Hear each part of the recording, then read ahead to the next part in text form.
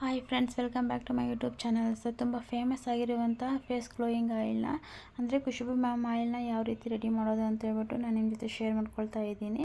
ನಾನು ಒಂದು ಅರ್ಧ ಬೀಟ್ರೋಟ್ ತೊಗೊಂಡಿದ್ದೀನಿ, ಒಂದೆರಡು ಆರೆಂಜ್ ಸಿಪ್ಪೆ ತೊಗೊಂಡಿದ್ದೀನಿ, ಫುಲ್ ಕ್ಯಾರೆಟು ಒಂದು ಅರ್ಧ ಮತ್ತು ಒಂದೂವರೆ ಕ್ಯಾರೆಟ್ ತೊಗೊಂಡಿದ್ದೀನಿ.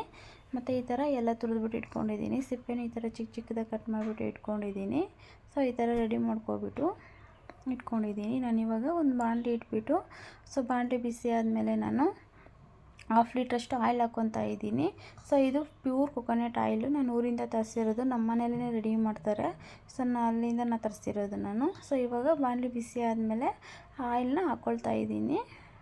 ಸೊ ಪ್ಯೂರ್ ಕೊಕೊನಟ್ ಆಯಿಲ್ ಇದು, ಮನೆಯಲ್ಲೇ ಮಾಡಿರುವಂಥ ಆಯಿಲ್ ಇದು.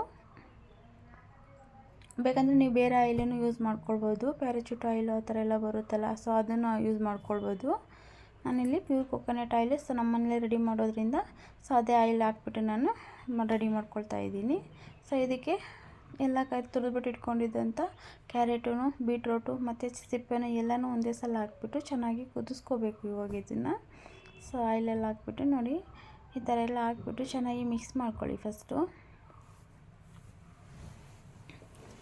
ಈ ಥರ ಎಲ್ಲ ಮಿಕ್ಸ್ ಮಾಡ್ಕೋಬೇಕು. ಚೆನ್ನಾಗಿ ಎಲ್ಲ ಮಿಕ್ಸ್ ಮಾಡಿ ಆದಮೇಲೆ ಈ ಥರ ಫುಲ್ ರೋಸ್ಟ್ ಆಗೋವರೆಗೂ ಇದನ್ನು ಫ್ರೈ ಮಾಡ್ಕೊಳ್ಬೇಕು.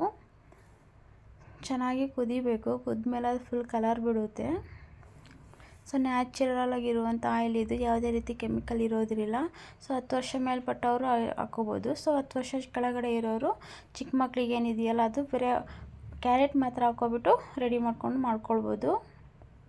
ಸೊ ಇವಾಗ ಈ ಥರ ಎಲ್ಲ ಹಾಕ್ಕೊಬಿಟ್ಟು ನಾನು ಕುದಿಸ್ಕೊತಾ ಇದ್ದೀನಿ. ಇದಕ್ಕೆ ನಾನು 1.5 ಸ್ಪೂನಷ್ಟು ಆಲ್ಮಂಡ್ ಆಯಿಲ್ ಹಾಕ್ಕೊತಾ ಇದ್ದೀನಿ, 1 ಸ್ಪೂನಷ್ಟು ಆಲಿವ್ ಆಯಿಲ್ ಹಾಕ್ಕೊತಾ ಇದ್ದೀನಿ. ಸೊ ಚಿಕ್ಕ ಮಕ್ಕಳಿಗಾದರೆ ಇದೆಲ್ಲ ಅವಾಯ್ಡ್ ಮಾಡಬೇಕಾಗುತ್ತೆ. ಹಾಗಾಗ್ಬಿಟ್ಟು ಚಿಕ್ಕ ಮಕ್ಕಳಿಗೆ ಕ್ಯಾರೆಟ್ ಮಾತ್ರ ಹಾಕ್ಕೊಬಿಟ್ಟು ಮಾಡ್ಕೊಳ್ಬೋದು. ಚೆನ್ನಾಗಿರುತ್ತೆ, ಫೇಸ್ ತುಂಬಾ ಗ್ಲೋಯಿಂಗ್ ಬರುತ್ತೆ. ತುಂಬ ಫೇಮಸ್ ಆಗಿದೆ ಆಯಿಲ್ ಇದು, ತುಂಬ ನ್ಯಾಚುರಲ್ ಆಗಿರುವಂಥ ಆಯಿಲ್ ಇದು. ಈ ಥರ ಎಲ್ಲ ಚೆನ್ನಾಗಿ ಕುದಿಸ್ಕೋಬೇಕು. ನೋಡಿ ಇನ್ನೂ ಕುದ್ದಿಲ್ಲ. ಸೊ ಚೆನ್ನಾಗಿ ಈ ಥರ ಕುದಿಸ್ಕೋಬೇಕು. ಫುಲ್ ರೋಸ್ಟ್ ಆಗಬೇಕು. ಅದೆಲ್ಲ ರೋಸ್ಟ್ ಆಗ್ಬಿಟ್ಟು ಎಲ್ಲ ಪುಡಿ ಆಗೋ ಥರನೂ ಕುದಿಸ್ಕೋಬೇಕು. ಸೊ ನೋಡಿ ಇವಾಗ ಚೆನ್ನಾಗಿ ಕಲರ್ ಬಿಟ್ಟಿದೆ, ಎಲ್ಲ ರೋಸ್ಟ್ ಆಗಿದೆ. ಇವಾಗ ಕ್ಯಾರೆಟು, ಬೀಟ್ರೋಟು, ಸಿಪ್ಪೆನೂ ಎಲ್ಲ ಚೆನ್ನಾಗಿ ರೋಸ್ಟ್ ಆಗಿದೆ. ಸೊ ಈ ಥರ ಫುಲ್ ಕಲರ್ ಬಿಡಬೇಕು. ಕಲರ್ ಫುಲ್ ಚೇಂಜ್ ಆಗಿದೆ ಅಲ್ಲೆಲ್ಲ ರೋಸ್ಟ್ ಆದಮೇಲೆ. ಸೊ ಇಲ್ಲಿ ತನಕನೂ ಕುದಿಸ್ಕೋಬೇಕು. ಇವಾಗ ನಾನು ಇದನ್ನು ಶೋಧಿಸ್ಕೊತಾ ಇದ್ದೀನಿ. ಒಂದು ಚಿಕ್ಕ ಬಟ್ಲಲ್ಲಿ ನಾನು ಟೀ ಸೋಸೋದು ಇಟ್ಬಿಟ್ಟು ಇದನ್ನು ಶೋಧಿಸ್ಕೊತಾ ಇದ್ದೀನಿ. ನೋಡಿ ಇಷ್ಟಾಗಿದೆ. 1/2 ಲೀಟ್ರ್ ಆಯಿಲಿಗೆ ಒಂದು 3/4% ಅಷ್ಟು ಆಗಿದೆ. ಸೊ ಇದನ್ನು ಮತ್ತೆ ಇನ್ನೊಂದು ಸಲನೂ ಶೋಧಿಸ್ಕೋಬೇಕು. ಇದನ್ನು ನೋಡಿ ಈ ಥರ ಎಲ್ಲ ಪುಡಿ ಎಲ್ಲ ಬಂದಿದೆ. ಸೊ ಇವಾಗ ನಾನು ಮತ್ತೆ ಇನ್ನೊಂದು ಸಲ ಇದನ್ನು ಶೋಧಿಸ್ಕೊಳ್ತಾ ಇದ್ದೀನಿ. ಸೊ ಇದು ಬಂದುಬಿಟ್ಟು 10 ವರ್ಷದ ಮೇಲೆ ಅವರು ಹಚ್ಕೊಳ್ಬೋದು.